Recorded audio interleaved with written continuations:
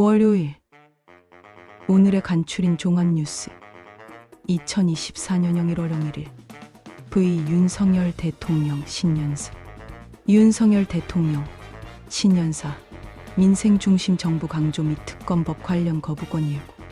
윤석열 대통령은 내일 신년사에서 민생 문제 해결과 행동하는 정부를 강조할 예정이다.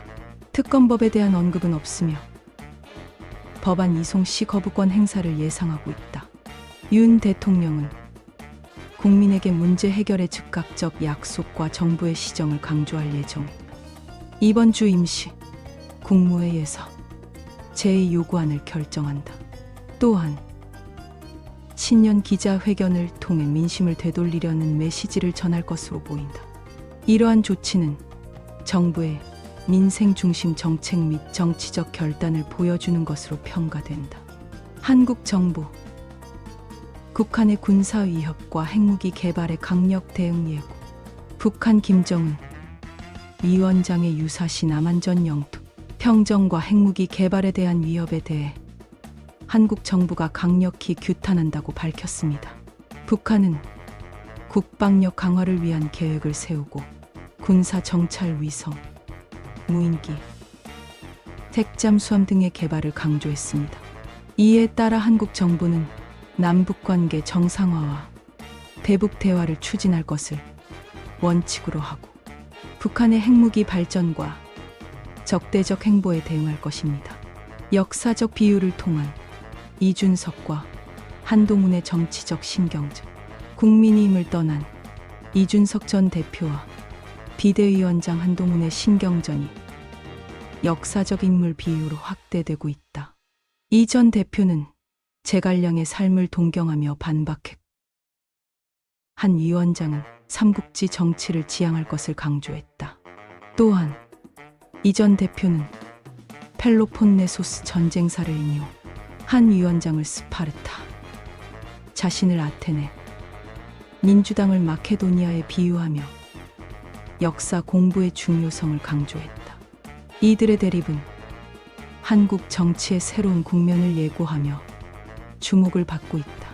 중국 경제 성장 둔화 속 최악의 해마가. CNN 보도에 따르면 중국 경제가 부동산 위기, 약한 소비, 높은 실업률 등의 문제로 올해 최악의 한 해를 경험하며 내년에 더욱 악화될 것으로 전망된다. 정부는 성장 목표를 달성할 예정이지만 이는 과거 6%를 넘긴 성장률과 비교하면 낮은 수준이다. 경제는 구조적 문제와 신용 및 투자 증가의 종류로 점차 악화되고 있다. IMF는 중국의 올해 성장률을 5.4%, 2028년에는 3.5%로 예측하고 있으며 중국 매체는 내년 성장률을 4.5%로 전망하고 있다.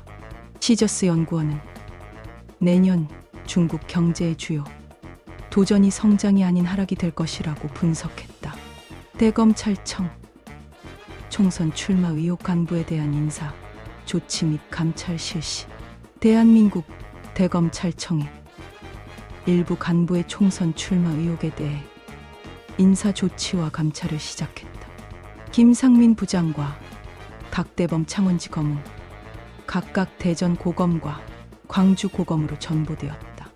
김상민 부장은 고향인 창원 주민들에게 보낸 문자로 감찰을 받았으나 경고 조치로 마무리되었다.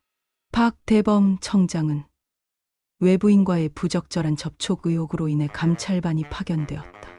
이와 별개로 신성식 법무연구원 연구위원이 출마 의사를 밝혔다.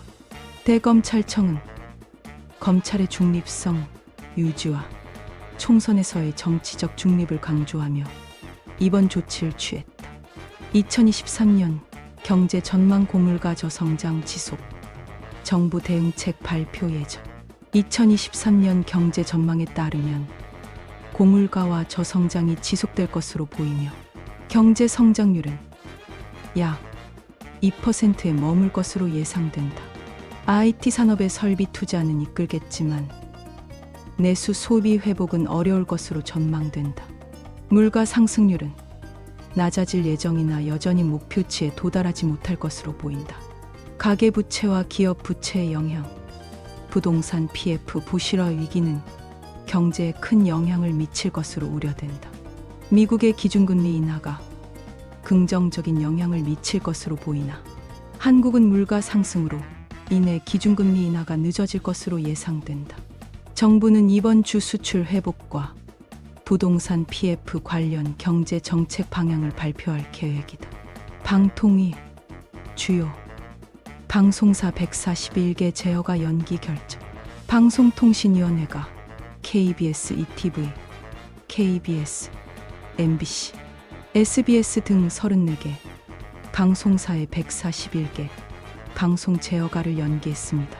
제어가 여부와 조건을 결정하기 위한 자료 검토에 더 많은 시간이 필요하여 이와 같은 결정을 내렸으며, 이번 연기 조치로 인해 해당 방송사들은 불이익을 받지 않을 것으로 밝혔습니다.